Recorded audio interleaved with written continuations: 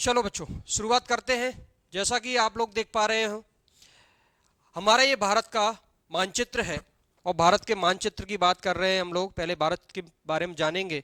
भारत का जो मानचित्र है आपको नज़र आ रहा होगा बच्चों, ये हमारा भारत का जो मानचित्र है, इसकी अगर मैं बात करूं आप लोगों को तो ये हमारा कहाँ पर है बेटा।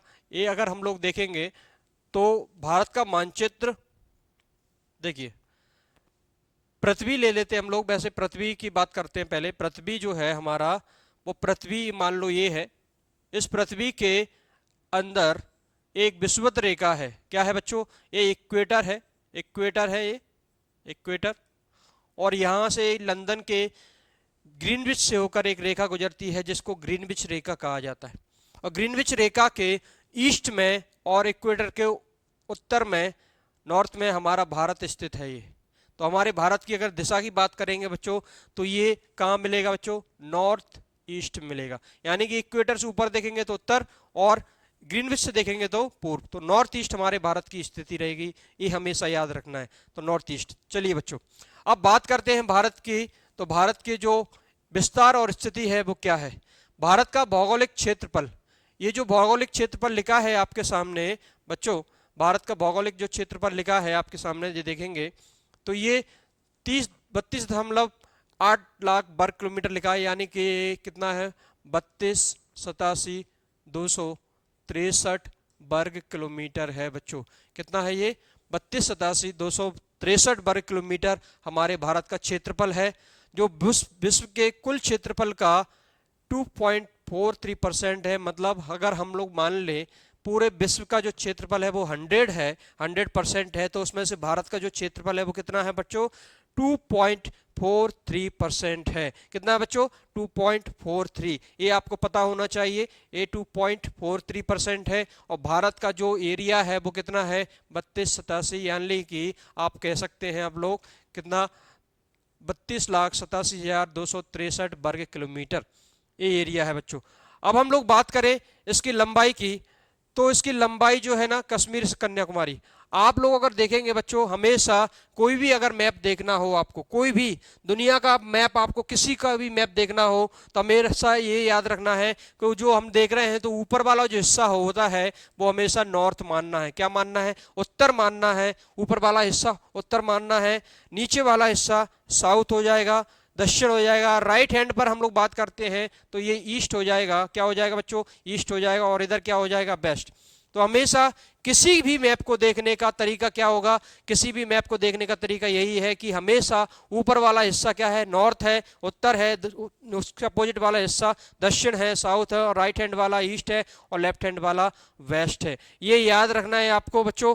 ठीक है बच्चों, तो ये याद रखना है। इसकी लंबाई कश्मीर से कन्याकुमारी तक, कश्मीर यहां पर है बच्चों, ये कश्मीर है। यानी कि उत्तर से दक्षिण जो लंबाई है, उत्तर से दक्षिण लंबाई की बात कर रहे हैं, कश्मीर से कन्याकुमारी, ये कन्याकुमारी है, यहां तक जो लंबाई है वो 2933 वर्ग किलोमीटर, 2933 किलोमीटर है। कितनी है बच्चों? 2933 किलोमीटर। और पूर्व से पश्चिम लंबाई क्या होगी बच्चों? पूर्व से पश्चिम लंबाई देखिए बच्चों, ये सॉरी, कश्मीर से कन्याकुमारी 3214 है। पूर्व से पश्चिम कौन सी है बच्चों? 2933 किलोमीटर है। इसकी चौड़ाई यानी पूर्व से पश्चिम अरुणाचल प्रदेश से कच्छ गुजरात तक कितनी है बच्चों? 2933 किलोमीटर।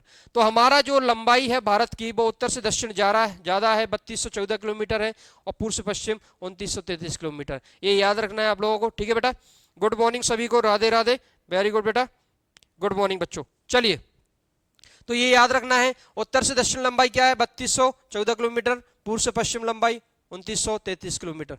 अब आप लोग देखेंगे हमारा जो उत्तरी छोर है, वो उत्तरी छोर की बात करें तो हमारा उत्तर में कौन सा स्थान है बच्चों? यहां पर आपको मिलेगा लद्दाख। तो उत्तर में है लद्दाख। क्या है बच्चों? लद्दाख केंद्र शासित प्रदेश है। और नीचे अगर आप देखेंगे यहां पर है तमिलनाडु। तमिलनाडु कहां पर है? दक्षिण में।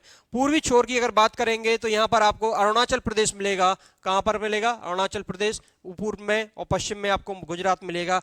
और आप लोग देखेंगे बच्चों, आपको ये पता है कि ये जो पूर्व है, यहां से सूर्य आएगा तो सबसे पहले कहां निकलेगा? सूर्य निकलेगा हमारे अरुणाचल प्रदेश में। और सबसे लास्ट में कहां निकलेगा? गुजरात में बच्चों। कहां पर? गुजरात में। ठीक है ना बेटा? तो हमारा सूर्य सबसे पहले जहां उगता है उसका नाम है अरुणाचल प्रदेश में किबिथू। क्या नाम बच्चों, किविथु। और पश्चिम की अगर बात करें गुजरात की, जहां पर सूर्य लास्ट में निकलेगा, उसका नाम है गौरा माता, गुजरात। ठीक है बेटा, तो ये आपको पता होना चाहिए। तो इसकी चौड़ाई अरुणाचल प्रदेश उत्तर से दक्षिण कितनी है, 3214, और अरुणाचल प्रदेश यानी कि पूर्व से पश्चिम लंबाई कौन सी है, 2933 किलोमीटर है। भारत की स्थलीय सीमा की लंबाई, अब स्थलीय सीमा का मतलब क्या होता है बच्चों, मैं आपको बता देता हूं। जो किसी भी पानी से यानी कि समुद्र से टकराव ना हो, वो टच नहीं करती हो, यानी कि समुद्र से जो सीमा टच नहीं करती है उसको स्थलीय सीमा कहते हैं। तो हम ये कह सकते हैं बच्चों, यहां से आप लोग देखेंगे ये जो सीमा है, ये आपको नजर आ रहा होगा, ये जो सीमा है, ये पूरी आपको सीमा नजर आएगी बच्चों। ये पूरी सीमा हमारी क्या है, स्थलीय सीमा है। ये कैसी है बच्चों, स्थलीय सीमा है बच्चों, ये याद रखना है, स्थलीय सीमा है। यानी कि हमारी जो सीमा है उत्तर की, यानी कि जो किसी भी समुद्र से टच नहीं कर रही है, देशों से टच कर रही है, उसको स्थलीय सीमा कहते हैं। ठीक है बेटा, चलिए स्थलीय सीमा कहते हैं। अब स्थलीय सीमा जो है बच्चों वो कितनी है, 15,200 किलोमीटर। कितनी है बच्चों, 15,200 किलोमीटर है। और द्वीपों समेत कुल तटीय सीमा, अब द्वीपों समेत कौन से द्वीप हैं बेटा, हमारे 2 द्वीप हैं। एक इधर है लक्षद्वीप अरब सागर में, इधर पर अरब सागर है, इधर क्या है, बंगाल की खाड़ी है, और इधर क्या है, अंडमान निकोबार द्वीप समूह है। तो ये 2 द्वीप हैं, इनकी सीमा को मिलाकर अगर देखा जाए तो हमारी लंबाई कितनी है तटीय सीमा की, वो है 700 यानी कि 7,516 किलोमीटर। ठीक है बेटा, तो ये पूरी हमारी तटीय सीमा है। अब आप लोगों को ये पता होना चाहिए बच्चों, हमारी जो तटीय सीमा है उसमें सबसे ज़्यादा जो सीमा है वो किस राज्य की लगती है, ये आप लोग लगाएंगे तो कौन सा लगाएगा बच्चों, हमारे गुजरात की सबसे ज़्यादा तटीय सीमा लगती है। गुजरात की तटीय सीमा सबसे अधिक है, ये याद रखना है बच्चों आप लोगों को। ठीक है ना बेटा, तो गुजरात की तटीय सीमा सबसे ज्यादा लगती है, ये आपको पता होना चाहिए। ठीक है बेटा, और सबसे ज्यादा किस देश से हमारी सीमा लगती है, उसका नाम है बांग्लादेश। यानी कि बांग्लादेश से हमारी सीमा लगती है 4,096 किलोमीटर। 4,096 किलोमीटर हमारी सीमा लगती है किससे, बांग्लादेश से। ठीक है बेटा, तो ये हो गया हमारा। अब हम लोग आगे चलते हैं। आगे देखिए आप लोग, देखिए हमारे सीमा की बात यहां भी हो रही है। देखो बच्चों, 15,200 किलोमीटर भारत की भूमि सीमा की कुल अनुमानित लंबाई है। भारत दुनिया का 7वां बड़ा देश है, 7th वाला 7वां बड़ा देश है। और सबसे बड़ा जो देश है भारत के अलावा, सबसे बड़ा जो देश है दुनिया में, वो कौन सा है, रूस है। रूस के बाद में कनाडा आता है, फिर आता है चीन, फिर आता है संयुक्त राज्य अमेरिका, फिर आता है ब्राजील, ऑस्ट्रेलिया, उसके बाद में नंबर आता है भारत का। 7 बड़े देश हैं, उनमें 7वें नंबर पर भारत का स्थान है। क्षेत्रफल की दृष्टि से भारत का विश्व में कौन सा स्थान है बच्चों, 7वां स्थान है। उत्तर में हिमालय से लेकर दक्षिण में हिंद महासागर। बच्चों यहाँ पर हमारा हिंद महासागर है, उत्तर में ये हिमालय फैला हुआ है, ये हिमालय फैला हुआ है। उत्तर में हिमालय से लेकर दक्षिण में हिंद महासागर से पूर्व में बंगाल की खाड़ी और पश्चिम में अरब सागर है। बच्चों पश्चिम में अरब सागर ये है और बंगाली खाड़ी पूर्व में ये है। मैंने आपको बताया था जब मैप देखते हैं तो उत्तर हमेशा ऊपर मानते हैं, दक्षिण हमेशा नीचे मानते हैं, पूर्व हमेशा इधर मानते हैं और पश्चिम हमेशा इधर मानते हैं। ये आपको पता होना चाहिए सभी को। वेरी गुड बेटा, चलिए समझ आ गया बेटा। चलिए बच्चों आगे चले हम लोग। तो देखिए इसका अक्षांशीय विस्तार कितना है। अक्षांशीय विस्तार क्या होता है बच्चों, मैंने आपको ये बताया था, हमारी पृथ्वी है, क्या है बच्चों, पृथ्वी है हमारी। ये पृथ्वी में एक इक्वेटर है यानी कि विषुवत रेखा है और ये ग्रीनविच रेखा है। तो हम लोग जब बात करते हैं तो इक्वेटर से, जैसे मान लो हमारा भारत यहाँ है, इक्वेटर से ये जो पॉइंट मिलेगा यानी कि हमारा दक्षिण हिस्सा मिलेगा, ये कितने डिग्री पर है बच्चों, ये कितने डिग्री पर, ये पूरा 90 डिग्री तक जाएगा ऊपर तक। ये यहाँ से ऊपर जाएंगे तो 90 डिग्री, इधर भी जाएंगे तो 90 डिग्री, और यहाँ से इस लाइन से इधर जाएंगे ना ईस्ट में तो ये 180 डिग्री तक जाता है बच्चों। तो हमारा जब इक्वेटर से बात करते हैं तो भारत का जो हिस्सा है वो कितने डिग्री पर मिल जाता है, वो 8 डिग्री 4 मिनट पर मिलता है। कितने डिग्री पर मिल जाता है, 8 डिग्री 4 मिनट पर मिलता है। और जब हम उत्तरी छोर की बात करते हैं तो यानी कि ये वाला जो हिस्सा है ऊपर जाते जाते हम कौन सी दिशा में जा रहे हैं, नॉर्थ में, तो ये 37 डिग्री 6 मिनट पर मिलता है। तो हमारी जो स्थिति है वो 8 डिग्री 4 मिनट से 37 डिग्री 6 मिनट तक है, यानी कि उत्तर में है। ये उत्तर क्यों लिखा है बच्चों? क्योंकि यहां से हम उत्तर जा रहे हैं। कहां जा रहे हैं बच्चों? उत्तर। और यहां से जाएंगे तो पूर्व में जाएंगे। अब यहां से हम लोगों को ये देखना है यहां पर, तो यहां पर जो लंबाई है वो कौन सी है बच्चों? कितनी है हमारी? कितने डिग्री पर मिल रहा है हमारा ये वाला इलाका? वो मिल रहा है आपको, यहां देखेंगे आप लोग तो ये मिल रहा है आपको 68 डिग्री 7 मिनट पर। तो ये हम कहां जा रहे हैं? पूर्व की दिशा में जा रहे हैं। और ये हमारा 97 डिग्री 25 मिनट तक चलता है। अब बात ये आती है कि ये जो समय है वो समय कैसे होता है? तो आप लोग पता है बच्चों 24 घंटे में हमारी पृथ्वी घूम जाती है। कितने घंटे में? 24 घंटे में। तो पृथ्वी हमारी 360 डिग्री घूम जाती है। कितने घंटे में? 24 घंटे में घूम जाती है। तो 24 से काटेंगे तो एक, यानी कि एक घंटे में जो है ना 15 डिग्री घूमती है। कितने डिग्री घूमती है? 15 डिग्री। और तो 60 मिनट होती है एक घंटे में, तो 15 डिग्री। तो एक डिग्री घूमने में लगभग 4 मिनट का समय लगता है। कितना डिग्री बेटा? एक डिग्री घूमने में 4 मिनट का समय लगता है। कितना लगता है बच्चों? 4 मिनट का। ये याद रखना है, एक डिग्री घूमने में पृथ्वी को 4 मिनट का समय लगता है। और हमारा डिग्री का कितना अंतर है बच्चों? आप लोगों को पता है एक घंटे में 15 डिग्री, 15 डिग्री जो घूमेगी ना पृथ्वी उसमें एक घंटा लगता है। तो हमारा जो भारत का अंतर है 97 डिग्री से 68 डिग्री, यानी कि ये कितना? लगभग 30 डिग्री के आसपास हो जाता है बच्चों। लगभग बता रहा हूं, एग्जैक्ट नहीं है, 30 डिग्री से कम है। इसका मतलब ये हुआ 30 डिग्री के आसपास अंतर हो जाता है। इसका मतलब है एक घंटे में 15 डिग्री होता है, तो 30 डिग्री कितने में हो जाएगा? 2 घंटे में। यानी कि अगर आप देखेंगे अरुणाचल प्रदेश में 2 घंटे पहले, 2 घंटे पहले दिन उगेगा और गुजरात में 2 घंटे बाद दिन उगेगा बच्चों।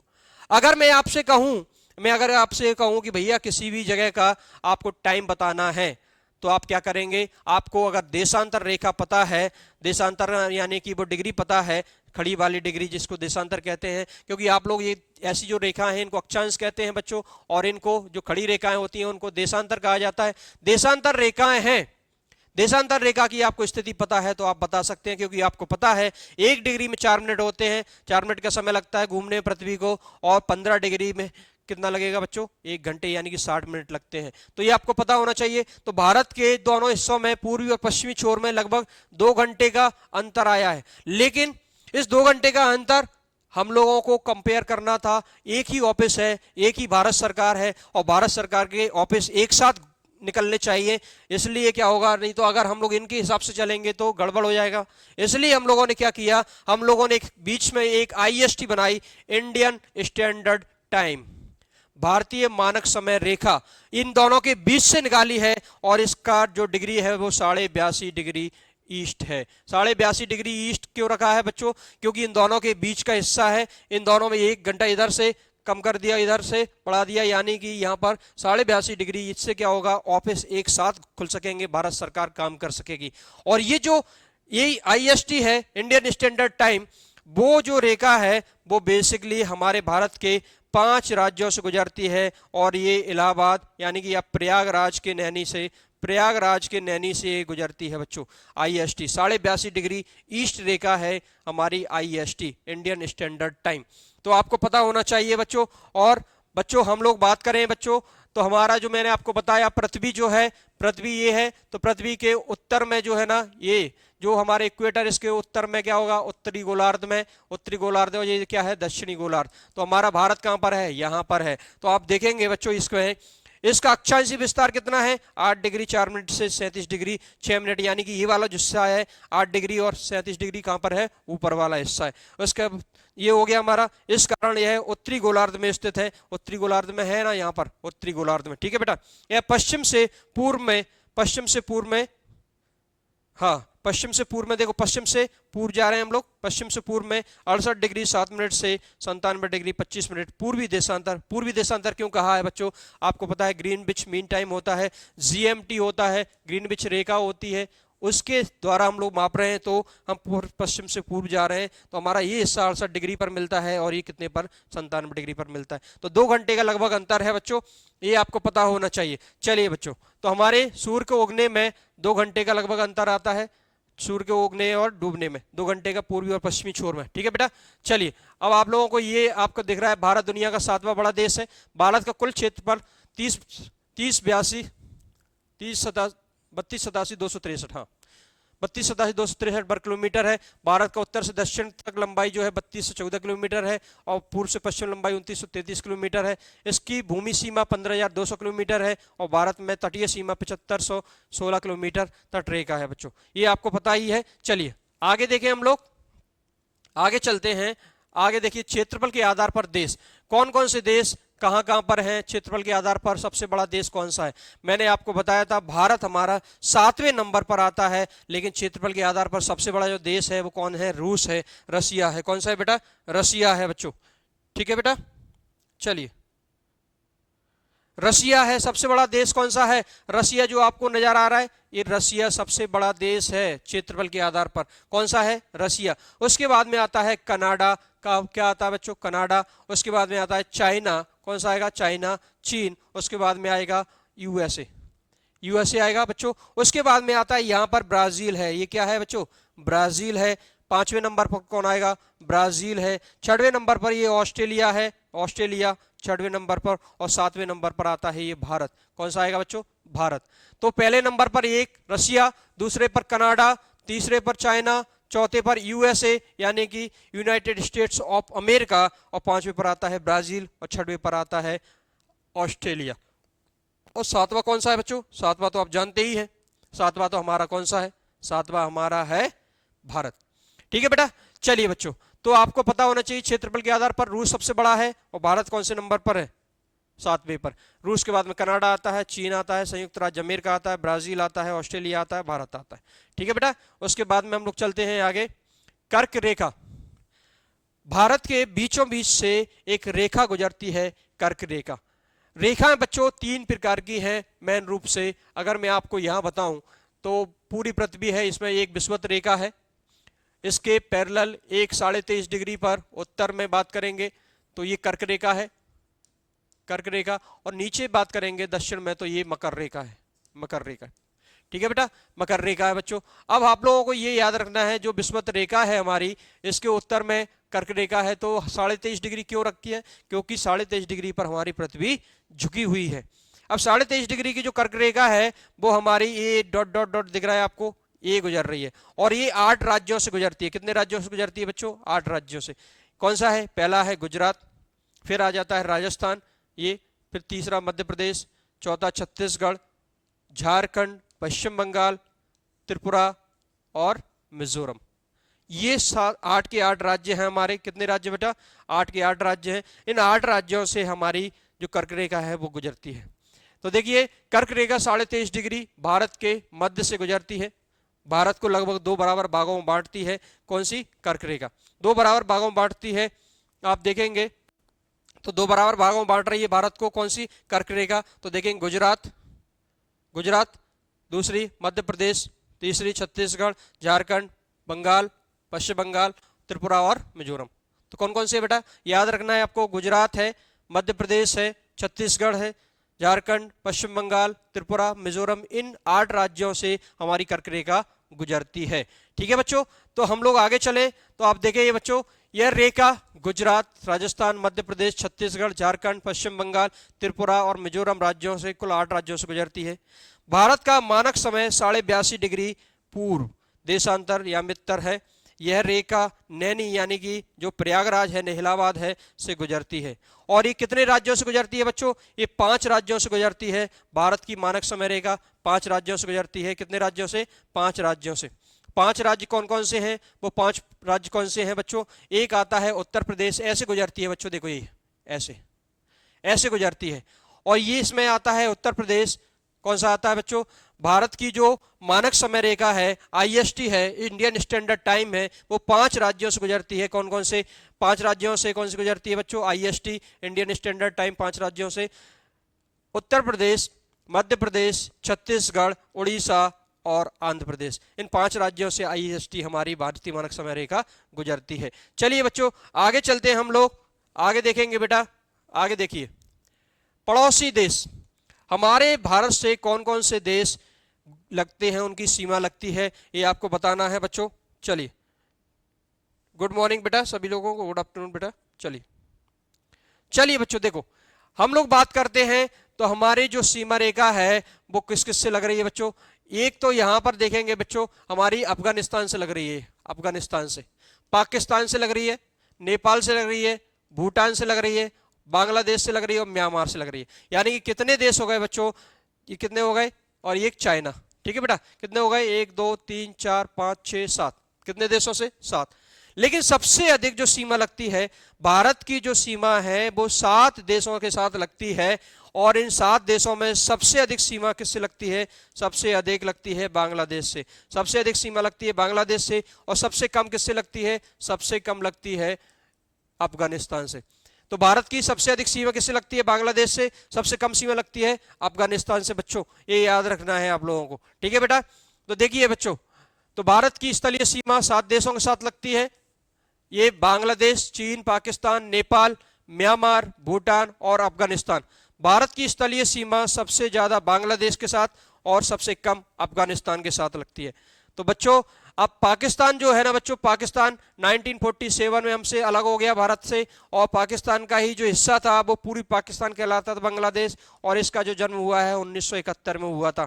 ठीक है बच्चों, तो 1971 में बांग्लादेश बना है बच्चों, ये याद रखना है। हिंद महासागर में स्थित श्रीलंका और मालदीव भी हमारे पड़ोसी देश हैं, लेकिन मुख्य भूमि से ये टच नहीं करते, समुद्र की सीमा के द्वारा ये टच करते हैं, ये याद रखना है। हिंद महासागर में श्रीलंका बच्चों देखेंगे आप लोग, यहाँ श्रीलंका है, ये दिख रहा होगा आपको श्रीलंका, इसके बीच में एक पाक जल संधि है। क्या बच्चों, पाक जल संधि है, यानी कि ऐसा जल, ऐसा पानी, ऐसा समुद्र जो 2 क्षेत्रों को जोड़ता हो, वो जल संधि कहलाता है। ये हमारा ये है, आपको श्रीलंका दिख रहा है, और नीचे आपको मिलेगा यहाँ पर मालदीव। कौन सा मिलेगा बेटा, मालदीव। ये देश भी यहाँ पर मिलते हैं, ये आपको याद रखना है। आगे देखेंगे पाक जल संधि भारत श्रीलंका को अलग करती है, और आप देखेंगे यहाँ पर ही बच्चों, आप यहाँ पर आपको नजर आएगा, ये यहाँ पर रामेश्वरम भी है। क्या है, रामेश्वरम है, रामेश्वरम। ठीक है बच्चों, तो ये याद रखना है बच्चों, ठीक है। चलिए आगे चले।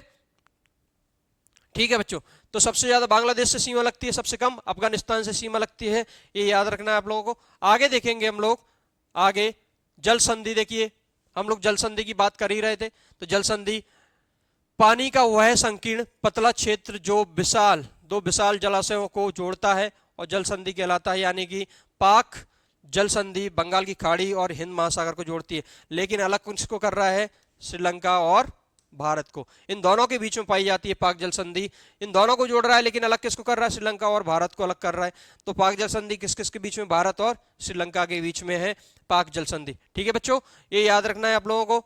उसके बाद में देखेंगे हम लोग, आगे चलेंगे। तो ये इंपॉर्टेंट है बेटा, पाक जल संधि किस किस के बीच में है, श्रीलंका और भारत के बीच में है। तो श्रीलंका और भारत के बीच में कौन सी है, पाक जल संधि, जो बंगाल की खाड़ी और हिंद महासागर को जोड़ता है। ठीक है बच्चा, चलो बच्चों आगे देखें। नेक्स्ट देखिए, प्रशासनिक राजनीतिक विभाग।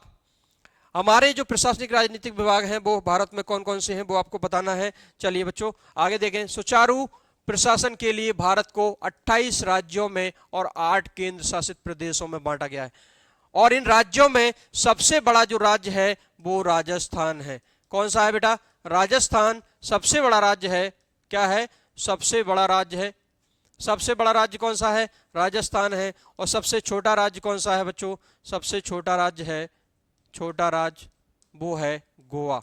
गोवा सबसे छोटा राज्य है, और सबसे बड़ा राज्य कौन सा है, राजस्थान है। 28 राज्य और 8 केंद्र शासित प्रदेश हैं हमारे भारत में। राज्यों में लोगों के द्वारा चुनी हुई सरकारें कार्य करती हैं, यानी कि हम लोग करते हैं, हम लोग चुनते हैं राज्यों में, हम विधायक बनाते हैं, वो सरकारें काम करती हैं, मुख्यमंत्री बनता है। लेकिन केंद्र शासित जो प्रदेश होते हैं उनमें सेंट्रल गवर्नमेंट का प्रशासन चलता है। लेकिन 2 राज्य ऐसे हैं, दिल्ली और पुदुचेरी, जिसमें विधायक बनते हैं, वहां पर सीएम बनता है, चीफ मिनिस्टर बनता है, मुख्यमंत्री बनता है। चलिए बच्चों, केंद्र शासित प्रदेशों में केंद्रीय सरकार का शासन होता है, परंतु दिल्ली और पुदुचेरी में लोगों के द्वारा चुनी हुई सरकारें कार्य करती हैं। कहां पर, दिल्ली और पुदुचेरी में। ये याद रखना है आपको। तो 28 राज्य 8 केंद्र शासित प्रदेश हमारे हैं। चलिए बच्चों आगे चले, अगली स्लाइड पर चलते हैं बच्चों। देखिए अब आप लोगों को ये दिख रहा होगा, हमारे केंद्र शासित जो प्रदेश हैं वो कौन कौन से हैं बच्चों। लद्दाख आपको नजर आ रहा है, लद्दाख है, लद्दाख नजर आ रहा है बच्चों आप लोगों को। यहाँ पर एक पॉइंट सा है, दिल्ली नजर आएगा आपको। यहाँ पर जम्मू एंड कश्मीर नजर आएगा आपको। यहाँ पर दमन दीव और दादर नागर हवेली नजर आएंगे यहाँ पर, और यहाँ पर है लक्षद्वीप, और यहाँ पर आप लोगों को नजर आएगा पुदुचेरी, और ये है अंडमान निकोबार। लेकिन सबसे बड़ा जो केंद्र शासित प्रदेश है वो अब लद्दाख है। सबसे बड़ा कौन सा है बच्चों? सबसे बड़ा केंद्र शासित प्रदेश लद्दाख है, और सबसे छोटा जो है वो है लक्षद्वीप। तो सबसे छोटा कौन सा है बच्चों? लक्षद्वीप है सबसे छोटा। सबसे छोटा जो केंद्र शासित प्रदेश है वो लक्षद्वीप है, ये याद रखना है बेटा। ठीक है बेटा, चलिए आगे चलते हैं हम लोग, अगली स्लाइड पर चलते हैं, आगे देखते हैं हम लोग। तो हमारे 8 केंद्र शासित प्रदेश हैं, ये आपको याद रखना है। और एक बात और है बच्चों, और बता देता हूं मैं आपको, लक्षद्वीप हमारा अरब सागर में है, और अंडमान निकोबार हमारा कहाँ पर है? बंगाल की खाड़ी में है। बंगाली खाड़ी में अंडमान निकोबार है, लक्षद्वीप हमारा अरब सागर में।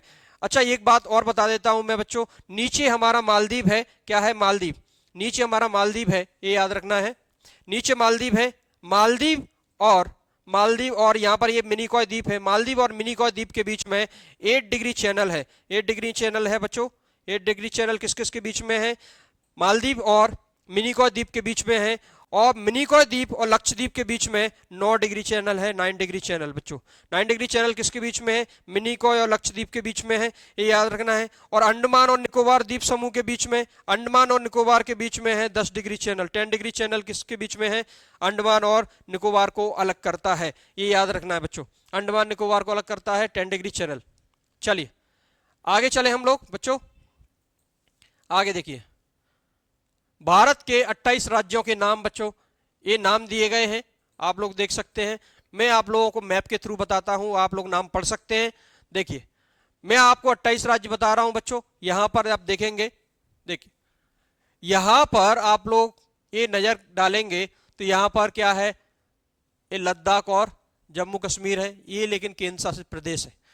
राज्यों की बात कर रहे हैं तो हिमाचल प्रदेश, पंजाब, हरियाणा, उत्तराखंड, राजस्थान, उत्तर प्रदेश, मध्य प्रदेश, गुजरात, महाराष्ट्र, कर्नाटका, केरला, तमिलनाडु, आंध्र प्रदेश, तेलंगाना, छत्तीसगढ़, उड़ीसा, झारखंड, बिहार, पश्चिम बंगाल, सिक्किम, उसके बाद में असम, मेघालय, अरुणाचल प्रदेश, नागालैंड, मणिपुर, मिजोरम और त्रिपुरा।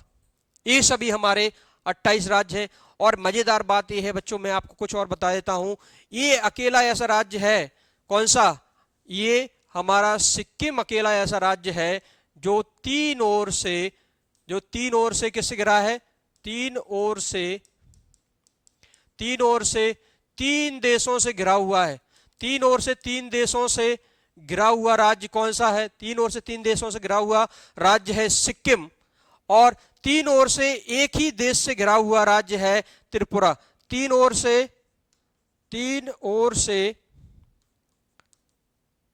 एक ही देश से घिरा राज्य कौन सा है बच्चों? वो है त्रिपुरा। कौन सा है बच्चों? त्रिपुरा।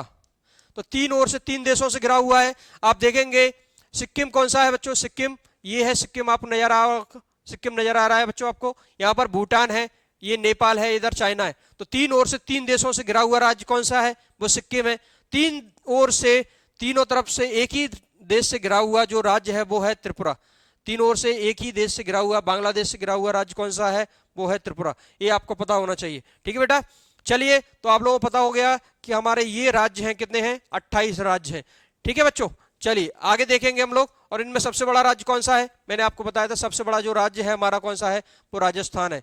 तो राजस्थान आपको नजर आ रहा होगा ये, और गोवा कहां पर नजर आएगा आपको? ये, ठीक है ना, गोवा सबसे छोटा राज्य है ये। चलो बच्चों आगे देखें। तटीय राज्य, तटीय राज्य कौन कौन से हैं हमारे? तटीय राज्यों की बात करें, चलिए तटीय राज्य का मतलब है तटीय सीमा, यानी कि ये जो समुद्र से सीमा लग रही है इसकी बात कर रहे हैं। ये समुद्र से सीमा लगने वाले जो राज्य हैं वो तटीय सीमा है। अब बात यह है कि हमारी जो तटीय सीमा है वो पश्चिम में अरब सागर से लगती है, पूर्व में बंगाली खाड़ी से लगती है, दक्षिण में हमारा हिंद महासागर है। क्या है बच्चों? हिंद महासागर। और भारत एक अकेला ऐसा देश है जिसका नाम किसी महासागर के नाम पर पड़ा है, जिसका नाम है हिंदुस्तान। कैसा देश है बेटा? भारत एकमात्र अकेला ऐसा देश है जिसका नाम किसी महासागर के नाम पर पड़ा है, जिसका नाम है हिंद महासागर बच्चों। तो हिंद महासागर दक्षिण में है, पश्चिम में क्या है बच्चों, पश्चिम में इसमें अरब सागर है, पूर्व में क्या है, बंगाल की खाड़ी है बच्चों। अब बात करें हम लोग तटीय सागर से, तो पश्चिमी तट पर कौन कौन से राज्य हैं? पश्चिमी तट पर हमारा गुजरात है एक, दूसरा महाराष्ट्र है, गोवा है, कर्नाटक है, आपका केरल है। तो आप लोगों को कितने राज्य हो गए पश्चिमी तट पर?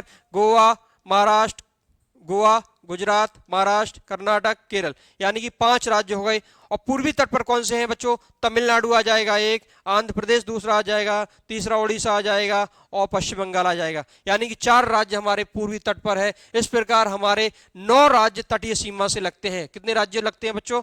9 राज्य लगते हैं। बंगाल की खाड़ी देखिए बच्चों, अरब सागर से लगने वाले राज्य, यानी कि अरब सागर इधर है बच्चों, ये याद रखना है। अरब सागर से कौन सा लग रहा है? गुजरात लग रहा है, महाराष्ट्र लग रहा है, गोवा लग रहा है, कर्नाटक लग रहा है, केरल लग रहा है। तो यानी 5 राज्य लग रहे हैं। तो देखिए गुजरात लग रहा है, महाराष्ट्र लग रहा है, गोवा लग रहा है, कर्नाटक और केरल लग रहा है। बंगाल की खाड़ी से लगने वाले राज्य कौन से हैं? तमिलनाडु है, आंध्र प्रदेश, उड़ीसा, पश्चिम बंगाल। बच्चों आप देखेंगे यहाँ पर तमिलनाडु है, ये आंध्र प्रदेश है, उड़ीसा है और पश्चिम बंगाल है। यानी कि तटीय सीमा से हमारे कितने राज्य लगते हैं? 9 राज्य लगते हैं। तटीय सीमा से हमारे कितने राज्य लगते हैं बच्चों? 9 राज्य लगते हैं। तो आप लोग देख सकते हैं तटीय सीमा से, पश्चिमी सीमा से गुजरात लगता है, महाराष्ट्र लगता है, गोवा लगता है, कर्नाटक लगता है और केरल लगता है।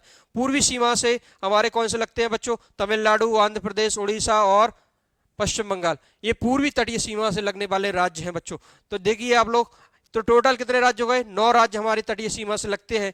राज्यों में सबसे ज्यादा तटीय सीमा गुजरात राज्य की है। किसकी है बच्चों? गुजरात राज्य की है। वैसे सबसे ज्यादा तटीय सीमा अंडमान निकोबार द्वीप समूह की है, लेकिन ये राज्य नहीं है।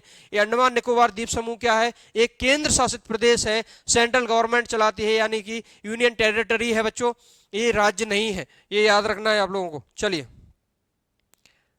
ठीक है बच्चों, आगे चले हम लोग, आगे देखेंगे। देखिए आगे देखेंगे, भौतिक विभाजन, भौतिक आधार पर भारत को निम्न भागों में विभाजित किया गया है। उत्तर की पर्वत श्रृंखला, उत्तर की पर्वत श्रृंखला है हमारी ये, इसमें हिमालय आता है। उत्तर भारत में हिमालय पर्वत श्रृंखला से घिरा हुआ है। अब हिमालय पर्वत श्रृंखला के 4 भाग है मेन बच्चों। ये आता है ट्रांस हिमालय। ये क्या आता है बच्चों? ट्रांस हिमालय। क्या आता है? ट्रांस हिमालय आता है। फिर आता है बृहत हिमालय, ग्रेट हिमालय, ग्रेट हिमालय आता है, ग्रेट हिमालय। उसके बाद में फिर आता है हमारा लघु हिमालय, हिमाचल हिमालय भी कहते हैं, लघु हिमालय। उसके बाद में आती है शिवालिक। क्या सी आती है बच्चों? शिवालिक। तो हिमालय के मुख्य रूप से 4 भाग हैं। कौन कौन से हैं? ट्रांस हिमालय, ग्रेट हिमालय, लघु हिमालय और शिवालिक। सबसे जो पुराना है वो ट्रांस हिमालय है। ट्रांस हिमालय सबसे पुराना है, सबसे पहले बना हुआ जो है वो ट्रांस हिमालय है। और ट्रांस हिमालय की सबसे ऊंची जो चोटी है वो K2 है।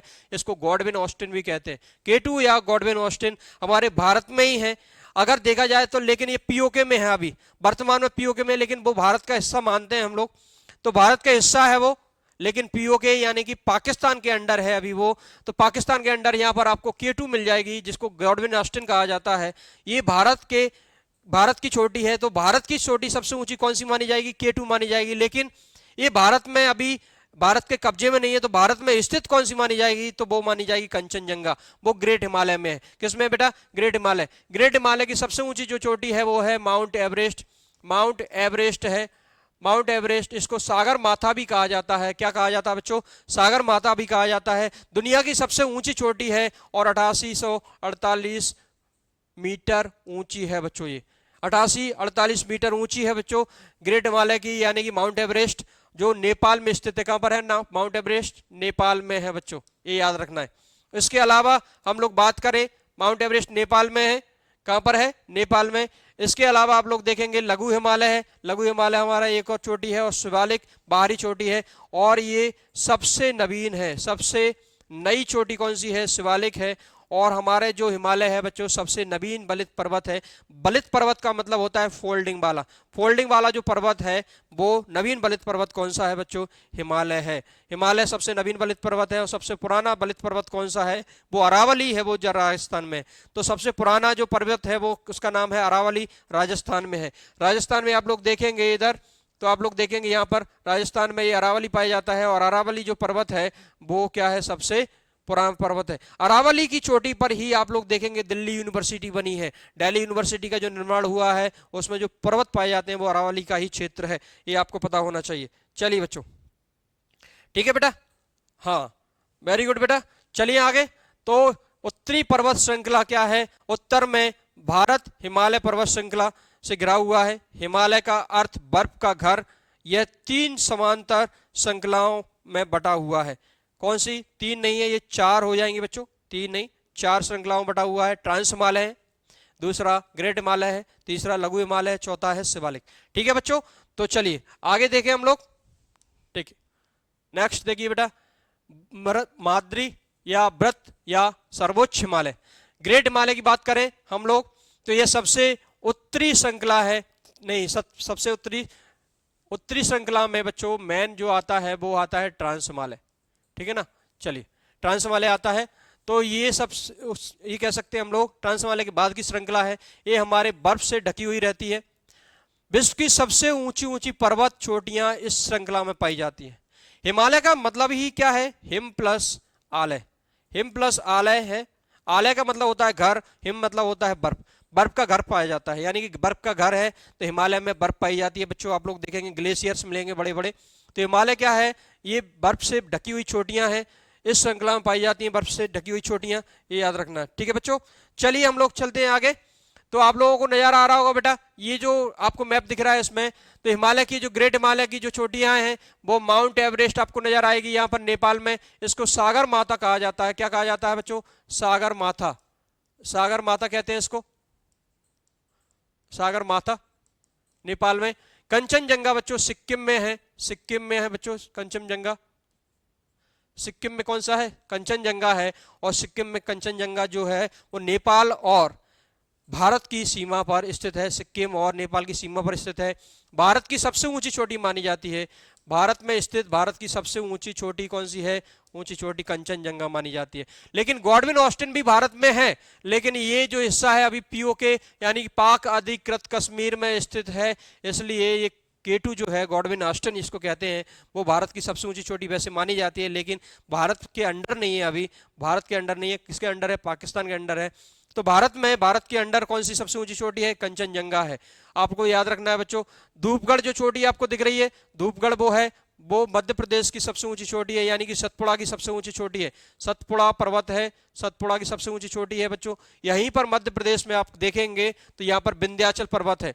विंध्याचल, विंध्याचल पर्वत है। विंध्याचल की जो ऊंची चोटी है उसका नाम है क्या बच्चों? सद्भावना या गुडविल। सद्भावना चोटी है, सबसे ऊंची चोटी है सद्भावना या गुडविल, विंध्याचल की सबसे ऊंची चोटी। आप लोग देखेंगे ये नीलगिरी पर्वत है नीचे, यहाँ पर नीलगिरी की है दोद्दा बेटा। दोद्दा बेटा, दोद्दा बेटा नीलगिरी की ऊंची चोटी है। और यहाँ पर अन्नामलाई की पहाड़ियां हैं। यहाँ पर आप लोग अन्नामलाई की जो पहाड़ियां देख रहे हैं, है ना, तो इसकी सबसे ऊंची चोटी कौन सी है? अनाईमुड़ी। अनाईमुड़ी जो है ना दक्षिण भारत की सबसे ऊंची चोटी है। अनाईमुड़ी कौन सी है? दक्षिण भारत की सबसे ऊंची चोटी है। नीलगिरी की दोद्दा बेटा ऊंची चोटी है बच्चों। ठीक है बच्चों, यहाँ पर कार्डेमम पहाड़ियां, इलायची पहाड़ियां भी हैं, तो ये आपको याद रखना है दक्षिण भारत की है। अब नीलगिरी और अन्नामलाई के बीच में बच्चों एक दर्रा पाया जाता है जिसको कहते हैं पालघाट दर्रा। कौन सा दर्रा है बच्चों? पालघाट दर्रा। पालघाट दर्रा किसके बीच में? नीलगिरी और अन्नाईमुड़ी, अन्नामलाई पहाड़ियों के बीच में। ठीक है बच्चों, चलिए आगे देखें। आगे देखेंगे बेटा तो गुरु शिखर किसकी ऊंची चोटी है? गुरु शिखर है अरावली की। और अरावली जो पर्वत है वो सबसे पुराना पर्वत है। सबसे पुराना पर्वत कौन सा है? सबसे पुराना पर्वत अरावली है। सबसे पुराना पर्वत कौन सा है? अरावली है। सबसे प्राचीन पर्वत का नाम है अरावली जो राजस्थान में स्थित है बच्चों। सबसे पुराना पर्वत अरावली है। सबसे नया पर्वत कौन सा है? हिमालय है। हिमालय की सबसे ऊंची चोटी का नाम है माउंट एवरेस्ट। और अरावली की ऊंची चोटी का नाम है गुरु शिखर। और सतपुड़ा की ऊंची चोटी का नाम है धूपगढ़। और आप नीलगिरी की चोटी का नाम देखेंगे सबसे ऊंची दोद्दा बेटा। अन्नामलाई की सबसे ऊंची चोटी का नाम है अनाईमुड़ी। ठीक है बेटा, चलिए बच्चों तो आप लोग इसको देख पाएंगे। आगे देखते हैं हम लोग, आगे देख चलते हैं। चोटियां दी गई हैं आपके सामने, आप देखेंगे बच्चों चोटियां दी गई हैं। तो देखिए माउंट एवरेस्ट कितनी ऊंची है? 8848 मीटर ऊंची है। 88-48 मीटर ऊंची है, लगभग 88-50, राउंड फिगर में 50 कर देते हैं। ये नेपाल में है, इसको सागर माता कहा जाता है। 85-86 मीटर भारत में है कंचनजंगा। और ये कहां पर है? सिक्किम में है। भारत की सबसे ऊंची चोटी मानी जाती है। मकालू ये नेपाल में है 84-62, धौलागिरी नेपाल में है 81-67 और नंगा पर्वत हमारा लद्दाख में है, भारत में है। ठीक है ना बच्चों, ये है। इसके अलावा बच्चों K2 कहां पर है? K2 हमारे पीओके में है। पीओके इसका मतलब है वो पाकिस्तान के पास है। ठीक है बच्चों, आगे चले हम लोग, चलिए आगे चलते हैं। K2 या गॉडविन ऑस्टिन आ गया आपके सामने, देखिए K2 या गॉडविन ऑस्टिन जिसको कहते हैं हम लोग, K2 या गॉडविन ऑस्टिन। देखिए mount K2 Godwin Austen, mount K2 Bharat की सबसे ऊंची पर्वत चोटी गॉडविन ऑस्टिन है। गॉडविन ऑस्टिन है भारत की सबसे ऊंची चोटी, लेकिन ये पीओके में है अभी। ठीक है बेटा, ये काराकोरम पर्वत श्रेणी में स्थित है। काराकोरम ट्रांस हिमालय क्षेत्र का भाग है। ट्रांस हिमालय के काराकोरम, लद्दाख और जास्कर 3 श्रेणियां हैं बच्चों। काराकोरम ट्रांस हिमालय की चोटी है। और सबसे पुराना कौन सा है? सबसे पुराना जो हिमालय का पार्ट है, सबसे पुराना वो है कौन सा? सबसे पुराना कौन सा है बच्चों? काराकोरम है। ठीक है ना, ट्रांस हिमालय है। ठीक है बच्चों, ट्रांस हिमालय सबसे पुराना है। ट्रांस हिमालय क्षेत्र का निर्माण हिमालय से पहले हो चुका था। इस क्षेत्र की अन्य श्रेणियां हैं लद्दाख और जास्कर। ठीक है बेटा, ट्रांस हिमालय का। चलिए बच्चों आगे चले हम लोग, आप लोगों को ये नजर आ रहा होगा। ठीक है, चलिए इसकी लंबाई, ऊंचाई कितनी है बेटा? 8611 मीटर। हिमालय, लघु हिमालय देखिए बच्चों, लघु हिमालय, इसको हिमाचल हिमालय भी कहा जाता है। यह हिमालय की मध्य श्रेणी है। ये हिमाचल हिमालय भी है बच्चों, हिमाचल हिमालय, हिमाचल हिमालय भी कहते हैं इसको। यह हिमालय की मध्य श्रेणी है और हिमाद्री के दक्षिण में स्थित है। इस श्रेणी में प्रसिद्ध पहाड़ी पर्यटक स्थल जैसे शिमला, मसूरी, दार्जिलिंग, कुल्लू मनाली आदि स्थित है बच्चों। इसको हिमाचल हिमालय भी कहते हैं, क्योंकि हिमाचल और हिमाचल के बाद में आप लोग देखेंगे उत्तराखंड के भी हिस्से इसमें पाए जाते हैं बच्चों। ठीक है बेटा, चलिए आगे देखेंगे। शिवालिक, शिवालिक क्या है? शिवालिक या निम्न हिमालय या बाह्य हिमालय कहते हैं। और ट्रांस हिमालय को आंतरिक हिमालय कहा जाता है। ट्रांस हिमालय को क्या कहते हैं बेटा? आंतरिक हिमालय कहते हैं। शिवालिक या बाह्य हिमालय क्या है? यह श्रेणी हिमालय के सबसे दक्षिण में स्थित है। देहरादून और हरिद्वार जैसी घाटियां इस क्षेत्र, इस श्रेणी में स्थित है। मेन बात यह है बच्चों, सबसे नया जो क्षेत्र है हिमालय का वो कौन सा है? वो शिवालिक है। और सबसे पुराना कौन सा है? वो ट्रांस हिमालय है। ये आपको याद रखना है। ठीक है बेटा बच्चों, सबसे नया कौन सा है? शिवालिक है। सबसे पुराना कौन सा है? ट्रांस हिमालय। प्रमुख दर्रे देख लीजिए बच्चों, दर्रे पीर पंजाल, बुर्जिल, बनिहाल दर्रा जम्मू कश्मीर में है बच्चों। जोजिला, पेंसिलो, कुर्दगला, काराकोरम लद्दाख में है। ला जहां पर लग जाए, ला का मतलब होता है बर्फ, बर्फ गिरती है यहां पर। ठीक है बच्चों, ये याद रखना है। बाड़ा लाचाला, रोहतांग सिपकीला दर्रा कहां पर है? हिमाचल प्रदेश में है। लिपू लेक, माना, नीति पास उत्तराखंड में है। नाथुला, जलपला सिक्किम में है। बोमडिला, दीपू अरुणाचल प्रदेश में है। थालघाट, भोरघाट महाराष्ट्र में है। और पालघाट एक और है, पालघाट तमिलनाडु में है। पालघाट कहां पर है? तमिलनाडु में।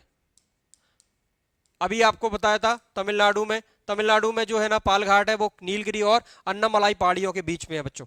ठीक है बेटा, तो ये आपको दर्रे याद होना चाहिए। पीर पंजाल, बुर्जिल, बनिहाल जम्मू कश्मीर में, जोजिला, पेंसी, खुर्दुल्ला, काराकोरम लद्दाख, बड़ा लाचारा, रोहतांग सिपकीला हिमाचल प्रदेश, लिपुलेख, मानालाल, नीति पास उत्तराखंड में, नाथुला, जलपला सिक्किम में है। जो बोमडिला, दिफू अरुणाचल प्रदेश में, थालघाट, भोरघाट महाराष्ट्र में है। पालघाट कहां पर है? तमिलनाडु में।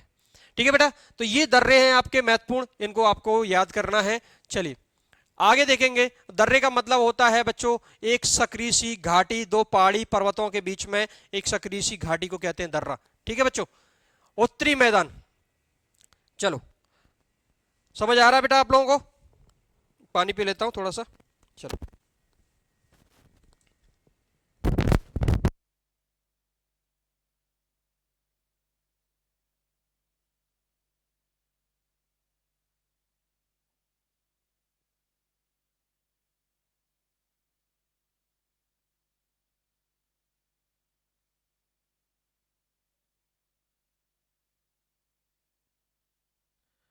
चलो बच्चों, तो हम लोग उत्तरी मैदान में आ गए हैं। उत्तरी मैदान में देखिए बेटा, उत्तरी मैदान क्या है? हिमालय के नीचे है।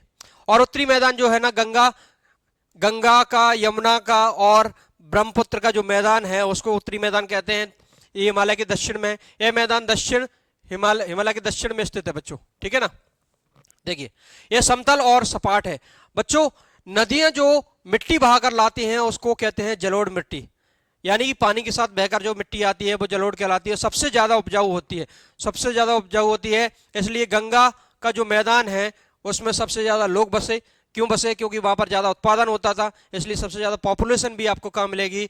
बिहार और यूपी में मिलेगी आपको, और पश्चिम बंगाल में, ठीक है ना बेटा। ये प्रोडक्शन का काम है, प्रोडक्शन जो अच्छा होता है किसका? वो फसल का अच्छा प्रोडक्शन होता है, लोग वहां पर ज्यादा बसे हैं। चलिए इस मैदान को सिंधु गंगा ब्रह्मपुत्र का मैदान भी कहा जाता है, क्योंकि इस मैदान का निर्माण सिंधु गंगा और ब्रह्मपुत्र नदियों और उनकी सहायक नदियों द्वारा लाए गए उपजाऊ जलोढ़ मिट्टी से हुआ है। उपजाऊ जलोढ़ मिट्टी, जल के साथ बहकर आई हुई मिट्टी को उपजाऊ जलोढ़ मिट्टी कहते हैं। इसको इंग्लिश में कहते हैं alluvial soil, alluvial soil, alluvial soil, ठीक है बेटा। चलिए बच्चों, इस मैदान में खेती अच्छी होती है, इसलिए यहां पर जनसंख्या अधिक है। गंगा और ब्रह्मपुत्र नदी विश्व के सबसे बड़े डेल्टा सुंदरबन डेल्टा का निर्माण करते हैं। तो सुंदरबन डेल्टा कहां पर है बेटा? वो पश्चिम बंगाल में है। कहां पर है बच्चों? पश्चिम बंगाल में है, पश्चिम बंगाल में है सुंदरबन डेल्टा, पश्चिम बंगाल, ये याद रखना है। तो सुंदरबन डेल्टा कहां पर है? पश्चिम बंगाल है। विश्व का सबसे बड़ा डेल्टा सुंदरबन डेल्टा है, जो गंगा ब्रह्मपुत्र नदी बनाती है, और इसमें बांग्लादेश का हिस्सा भी आ जाता है, ठीक है बच्चों। चलिए बच्चों, तो आगे चलते हैं हम लोग। आगे देखिए बच्चों, देखिए महाद्वीपीय भारतीय मरुस्थल थार, थार मरुस्थल की बात कर लें तो ये राजस्थान में है। भारत का सबसे बड़ा मरुस्थल कौन सा है? थार मरुस्थल है। भारत का सबसे बड़ा मरुस्थल कौन सा है बच्चों? थार मरुस्थल है, जो राजस्थान में स्थित है, ठीक है। कहां पर है बच्चों? थार मरुस्थल है राजस्थान में, राजस्थान में थार मरुस्थल है, ये आपको पता होना चाहिए। थार मरुस्थल, यह मरुस्थल उत्तरी मैदान के पश्चिमी भाग में स्थित है, पश्चिमी भाग में स्थित है बच्चों। यह यहाँ वनस्पति बहुत कम उगती है। जब मरुस्थल होगा तो वहां बरसात कम होगी, और बरसात कम होगी तो क्या होगा? पेड़ पौधे उगेंगे नहीं, क्योंकि यह गर्म, शुष्क और रेतीला स्थल है।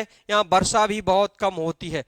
मुख्य रूप से यह मरुस्थल रेगिस्तान राजस्थान राज्य में फैला हुआ है। कहां पर है? राजस्थान में है बच्चों। तो यानी कि अरावली पर्वत के पश्चिम में आप लोगों को ये मिलेगा। कहां पर मिलेगा बच्चों? अरावली पर्वत के पश्चिम में आपको, अरावली जो है ना, अरावली पर्वत के पश्चिम में ये आपको मिल जाएगा, पश्चिम में, ठीक है बेटा। तो ये रेतीला इलाका है, आप लोग देखेंगे तो यहां पर जाएंगे तो ये पश्चिम में, अरावली पर्वत के पश्चिम में आपको थार का मरुस्थल मिल जाएगा, ठीक है बेटा। तो चलो आगे चलते हैं हम लोग। थार का मरुस्थल हो गया हमारा। आगे देखेंगे लद्दाख, ठंडा मरुस्थल। ठंडा मरुस्थल क्यों कहते हैं? वहां पर बरसात नहीं होती। और बरसात क्यों नहीं होती बच्चों? वो बहुत ऊंचाई पर पड़ जाता है, और बादल वहां तक जाते जाते शुष्क हो जाते हैं, इधर से ही बारिश करते चले जाते हैं। जैसे आप लोग अगर किसी पात्र में कुछ ले लें, बंगाली खाड़ी से जैसे हमारे बरसात हुई, बंगाली खाड़ी से जाएंगे तो बरसात करते करते करते उनमें क्या हो गई? आर्द्रता की कमी आ जाती है, और वहां तक पहुंचते पहुंचते शुष्क हो जाते हैं, इसलिए बरसात नहीं हो पाती, और वहां तक पहुंच ही नहीं पाते, ऊंचाई ज्यादा है। दूसरी बात यह है, वो आप पात्र ले लें, पात्र में अगर पानी फैलाते जाएंगे तो वो एक समय के बाद खत्म हो जाएगा पानी, ठीक है बेटा। तो लद्दाख ठंडा मरुस्थल कहते हैं। लद्दाख को भारत का ठंडा मरुस्थल कहा जाता है, क्योंकि बहुत कम वर्षा के कारण यहाँ वनस्पति बहुत कम उगती है। दूसरी बात ये, लद्दाख सबसे बड़ा क्या है? सबसे बड़ा केंद्र शासित प्रदेश है, केंद्र शासित प्रदेश, ठीक है बच्चों। केंद्र शासित प्रदेश सबसे बड़ा कौन सा है? लद्दाख है। ओके, चलिए बच्चों आगे देखें हम लोग। प्रायद्वीपीय पठार, ये बड़ा इंपॉर्टेंट है बच्चों। ये जो हिस्सा दिख रहा है आप लोगों को, ये पानी वाला जो हिस्सा है, वो पूरा प्रायद्वीपीय पठार कहलाता है। ये पूरा प्रायद्वीपीय पठार, प्रायद्वीप क्या होता है बच्चों? जो तीन ओर से पानी से घिरा हो। आपको पता है इधर क्या है बच्चों? बंगाल की खाड़ी है, पूर्व में हमारी बंगाल की खाड़ी है, बंगाल की खाड़ी, बंगाल की खाड़ी है, बे ऑफ बंगाल है, और इधर अरेबियन सी है, यानी कि अरब सागर है, अरब सागर है बच्चों। और नीचे अगर आप जाएंगे तो हिंद महासागर है। तो हिंद महासागर कहाँ पर है? नीचे है, आप लोग देखेंगे तो ये पूरा का पूरा जो इलाका है वो प्रायद्वीपीय पठार कहलाता है। एक गोंडवाना लैंड का हिस्सा है। किसका हिस्सा है बच्चों? गोंडवाना लैंड का हिस्सा है ये। दूसरी बात यह है, प्रायद्वीपीय जो पठार है, इसके जो पश्चिमी हिस्सा है इसको कहते हैं पश्चिमी घाट, और ये पूर्वी हिस्सा है इसको कहते हैं पूर्वी घाट। क्या कहते हैं बच्चों? पूर्वी घाट बच्चों, ठीक है। ये त्रिभुजा का आकार आपको दिख ही रहा है, तो देखिए इसका आकार त्रिभुजाकार है, और यह उत्तरी मैदान के दक्षिण में स्थित है। यह पठारी क्षेत्र है। कैसा है बच्चों? पठारी क्षेत्र है। पठारी क्षेत्र वो होता है जो समतल होता है, ऊपर से ऊंचाई उसकी मैदान की तुलना में ज्यादा होती है। बुंदेलखंड, बघेलखंड और छोटा नागपुर के प्रसिद्ध पठार इस क्षेत्र में स्थित है। छोटा नागपुर के पठार को भारत का रूर कहते हैं। क्या कहते हैं? भारत का रूर कहा जाता है। ये क्यों कहा जाता है भारत का रूर? क्योंकि यहाँ से ज्यादा मात्रा में हमने कोयला वगैरह खनिज पदार्थ इसमें से निकाले हैं। विश्व की सबसे पुरानी पर्वत श्रृंखला अरावली है, और अरावली जो है ना बच्चों राजस्थान में है, आपको पता है राजस्थान में अरावली है। और राजस्थान में जो अरावली है इसकी जो ऊंची चोटी का नाम क्या है? गुरु शिखर है। क्या है बच्चों? गुरु शिखर है। और गुरु शिखर जो है ना वो जो चोटी है वो बेसिकली ये जो पर्वत है अरावली सबसे पुराना पर्वत है। क्या है? प्राचीन पर्वत है। प्राचीन नवीन बलित पर्वत है बच्चों, नवीन पर्वत है, मतलब बलित पर्वत है, सॉरी। प्राचीन बलित पर्वत कौन सा है? अरावली है, राजस्थान में स्थित है। तो ये इसी में आता है बच्चों, ये याद रखना है आप लोगों को। ठीक है बेटा, चलिए। अरावली इसको उत्तर पश्चिम में स्थित है, यानी कि आप लोगों को यहाँ अरावली मिल जाएगा। ठीक है ना बेटा, यहाँ पर अरावली मिल जाएगा, और इसके पश्चिम में क्या मिल जाएगा? थार का मरुस्थल। यहाँ पर पश्चिम में थार मरुस्थल मिलता है। ठीक है बेटा बच्चों, चलो चलो आगे चलते हैं हम लोग। ये याद रखना है आप लोगों को। ठीक है, ये बुंदेलखंड का पठार दिख रहा होगा आपको, ये मालवा का पठार दिख रहा होगा। यहाँ पर आप लोग देखेंगे, यहाँ पर आप लोगों को मिल जाएगा रीवा पन्ना का पठार, और विंध्याचल कगार श्रेणी कहा जाता है इसको, कगारी प्रदेश कहा जाता है। ये दक्कन का पठार आपको नजर आ रहा होगा, दक्कन का पठार, यहाँ पर काली मिट्टी पाई जाती है। यहाँ पर कर्नाटक का पठार आ जाएगा, इधर तेलंगाना का पठार है, और ये छोटा नागपुर का पठार है। और छोटा नागपुर का पठार है झारखंड में। कहाँ पर है बेटा? झारखंड में है। कहाँ पर है? झारखंड में है। ये याद रखना है आप लोगों को। चलिए बच्चों आगे देखें, समझ आ गया आप लोगों को? चलिए, प्रायद्वीपीय, प्रायद्वीप क्या है बच्चों? मैंने आपको बताया था प्रायद्वीप वो होता है जो तीन ओर से किससे घिरा हो? पानी से घिरा हो। तीन ओर से जो पानी से घिरा होता है वो प्रायद्वीप कहलाता है। मैंने आपको बताया कि पश्चिमी तटीय मैदान पश्चिमी घाट है, और इधर क्या है? पूर्वी तटीय मैदान पूर्वी घाट पर। ठीक है ना बच्चों, ये यहाँ पर प्रायद्वीप पूरा आता है, ये याद रखना है। यहाँ पर मरुस्थल आ गया, ये उत्तरी का मैदान आ गया, ये हिमाचल श्रेणी आ गई। चलिए, प्रायद्वीप क्या है? वह स्थल जो तीन ओर से पानी से घिरा होता है, प्रायद्वीप कहलाता है। आप यहाँ पर देखेंगे बच्चों, ये तीन ओर से पानी से घिरा हुआ है, प्रायद्वीप कहला रहा है।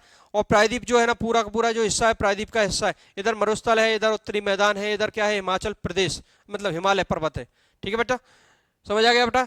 जो पश्चिमी तटीय प्रदेश जो है ना, पश्चिमी तटीय मैदान वो पश्चिमी घाट में है, पूर्वी तटीय मैदान पूर्वी घाट में है, उत्तर का मैदान गंगा का घाट, गंगा का मैदान है, इधर मरुस्थल है और इधर हिमालय है। तो ये पूरा हिस्सा है। चलिए आगे देखें हम लोग, आगे देखेंगे बच्चों। विंध्य एवं सतपुड़ा पर्वत श्रेणियां इसमें स्थित है। विंध्य एवं सतपुड़ा श्रेणियां दोनों ही एमपी में है बच्चों। विंध्य और सतपुड़ा कहां पर है? एमपी में है, एमपी में है। मैंने आपको बताया था सतपुड़ा की सबसे ऊंची चोटी का नाम है धूपगढ़, और विंध्य की सबसे ऊंची चोटी का नाम है क्या? सद्भावना या गुडविल।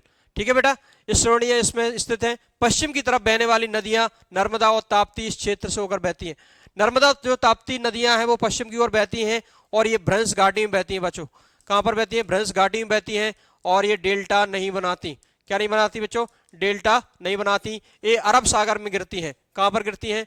अरब सागर में गिरती हैं। अरब सागर में कौन सी जगह? खंबात की खाड़ी में। खंबात की खाड़ी में ये गिरती हैं। खंबात की खाड़ी में गिरती हैं बच्चों। कौन सी नदियां? ये दोनों ही नदियां, नर्मदा और ताप्ती नदियां। नर्मदा तो आप लोगों को पता होना चाहिए कि सबसे लंबी नदी है एमपी की, ये याद रखना है आप लोगों को। ठीक है बेटा, इसके पूर्व में पूर्वी घाट देखिए बहती हैं और अरब सागर में गिरती है। इसके पूर्व में पूर्वी घाट और पश्चिम में पश्चिमी घाट या सह्याद्री कहते हैं। पश्चिमी घाट को सह्याद्री भी कहा जाता है। पश्चिमी घाट हिमालय के बाद भारत की दूसरी सबसे बड़ी पर्वत श्रृंखला है। हिमालय के बाद में दूसरी सबसे बड़ी पर्वत श्रृंखला कौन सी है? पश्चिमी घाट है।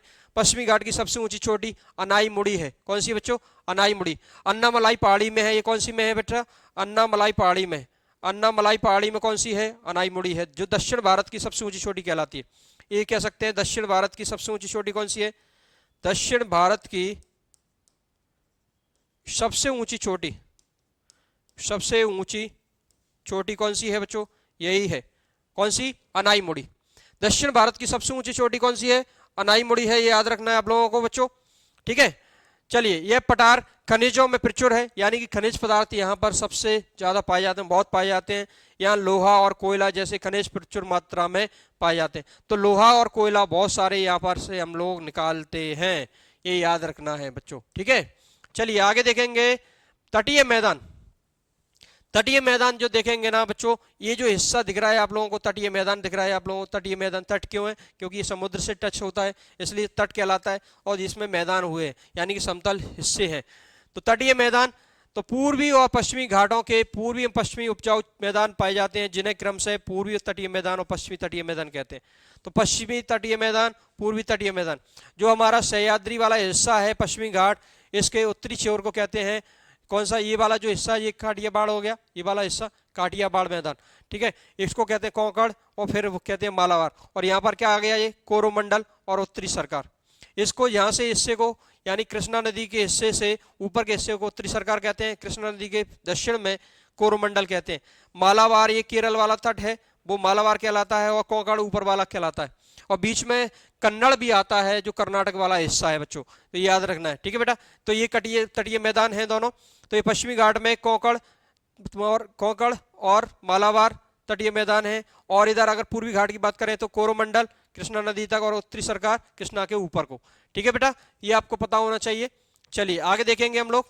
पूर्वी तटीय मैदान चौड़े हैं, जबकि पश्चिमी तटीय मैदान सकरे हैं। ये आप देख ही चुके हैं, पूर्वी तटीय मैदान क्या है? चौड़े हैं, और पश्चिमी सकरे हैं।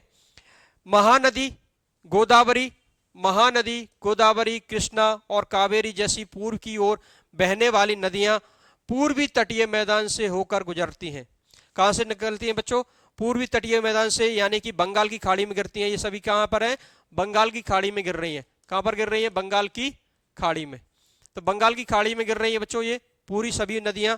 ये नदियां बंगाल की खाड़ी में गिरते से पहले अपने मुहानों पर उपजाऊ डेल्टाओं का निर्माण करती हैं, उपजाऊ डेल्टा बनाती हैं। कहा जाता है कृष्णा और गोदावरी के बीच में इतना उपजाऊ क्षेत्र है, अगर एक हाथी बैठता है उतनी जगह में अगर प्रोडक्शन किया जाए तो एक परिवार एक साल तक उसमें से फसल खा सकता है, खाना खा सकता है बच्चों। ये याद रखना है बच्चों, ठीक है बेटा। चलिए बच्चों आगे देखें हम लोग। आगे देखो बेटा, द्वीप समूह। भारत में मुख्य रूप से दो द्वीप समूह हैं। कौन कौन से हैं बेटा? एक है लक्षद्वीप और एक है अंडमान निकोबार। लक्षद्वीप जो है ना बच्चों, यहाँ पर आप देखेंगे तो इससे में नीचे आप लोग देखेंगे तो मालदीव पाया जाता है, एक देश मालदीव, मालदीव पाया जाता है, मालदीव। और आप लोग देखेंगे मालदीव और इस लक्षद्वीप का ये मिनीकॉय द्वीप है। कौन सा है बच्चों? मिनीकॉय। लक्षद्वीप का मिनीकॉय द्वीप है। मिनीकॉय द्वीप और मालदीव के बीच में जो डिग्री है वो 8 डिग्री चैनल है, 8 डिग्री चैनल है। 1 डिग्री चैनल अलग करता है इन दोनों को, मिनीकॉय द्वीप और लक्षद्वीप को, ये मालदीव को, सॉरी, मिनीकॉय द्वीप और मालदीव को 8 डिग्री चैनल अलग करता है। मिनीकॉय द्वीप और लक्षद्वीप को 9 डिग्री चैनल अलग करता है। 9 डिग्री चैनल मिनीकॉय और लक्षद्वीप को अलग करेगा। ऐसे ही अंडमान और निकोबार द्वीप समूह है। अंडमान निकोबार द्वीप समूह को 10 डिग्री चैनल अलग करता है। अंडमान निकोबार द्वीप समूह को 10 डिग्री चैनल अलग करता है, जो कि बंगाल की खाड़ी में अंडमान निकोबार द्वीप समूह स्थित है। ये याद रखना है आपको। ये जो लक्षद्वीप है ये प्रवाल से बना हुआ है। किससे? प्रवाल भित्ति से बना हुआ है। प्रवाल भित्ति से निर्मित द्वीप है बच्चों, ये याद रखना है। और ये कहां पर है? अरब सागर में है। कहां पर है बेटा? अरब सागर में है, ये आपको पता होना चाहिए। चलिए बच्चों आगे चले हम लोग, ठीक है बेटा। अच्छा, इसमें अंडमान निकोबार द्वीप समूह है, इसमें 10 डिग्री चैनल अलग करता है, 10 डिग्री चैनल अलग। उसके अलावा बच्चों यहाँ पर एक बैरन द्वीप है जो ज्वालामुखी द्वीप है। कौन सा है बच्चों? तो ये याद रखना है। तो 10 डिग्री चैनल अलग करता है इनको, अंडमान निकोबार द्वीप समूह को। और यहाँ पर बैरन द्वीप है, बैरन द्वीप, बैरन द्वीप ज्वालामुखी द्वीप है। कौन सा है बच्चों? बैरन द्वीप ज्वालामुखी द्वीप है, ज्वालामुखी द्वीप है। तो बैरन द्वीप ज्वालामुखी द्वीप है और अंडमान निकोबार को 10 डिग्री चैनल अलग करता है, ठीक है बच्चों। चलिए आगे चले हम लोग देखेंगे।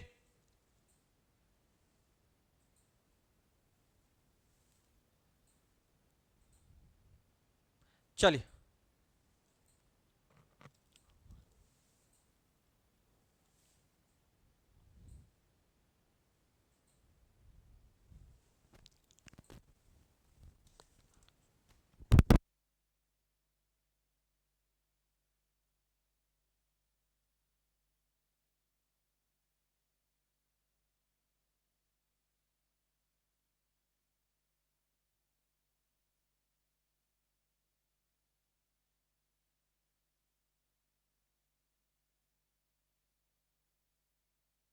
चलो बच्चों आगे चले।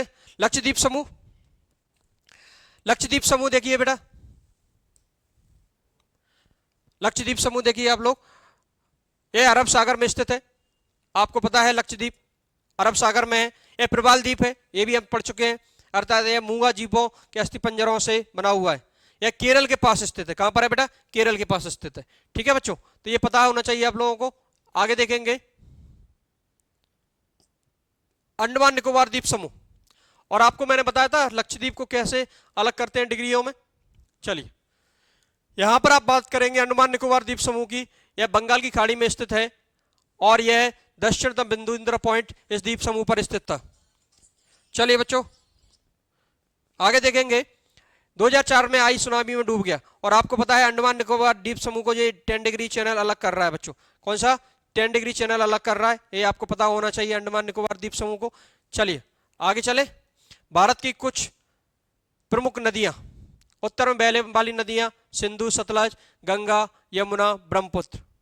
उत्तर में बहने वाली नदियां कौन सी है? सिंधु, सतलज, गंगा, ब्रह्मपुत्र। मध्य में बहने वाली नदियां नर्मदा, ताप्ती। दक्षिण में बहने वाली नदियां गोदावरी, कृष्णा, कावेरी अरब सागर में गिरने वाली नदियां हैं।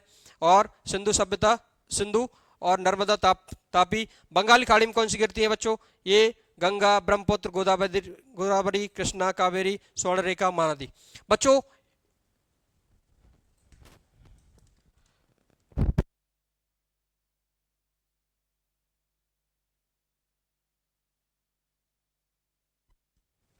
तो बच्चों ये जो नदियां हैं, ये याद रखना, ये जो नदियां हैं इसका टॉपिक मैं आपको अलग से करवाऊंगा, बिल्कुल डिटेल में करवाऊंगा आपको, क्योंकि इसमें हम लोगों को अच्छे से पढ़ना है। इन नदियों को मैं मैप के द्वारा आपको पूरा करवाऊंगा। तो ये आपको जो नदियां हैं वो आपकी पूरी नदियां का अलग से टॉपिक होगा। तो जुड़े रहिए हमारे साथ, फिर मिलते हैं और अगली क्लास में इन नदियों के साथ में। तब तक के लिए नमस्कार, जय हिंद, धन्यवाद।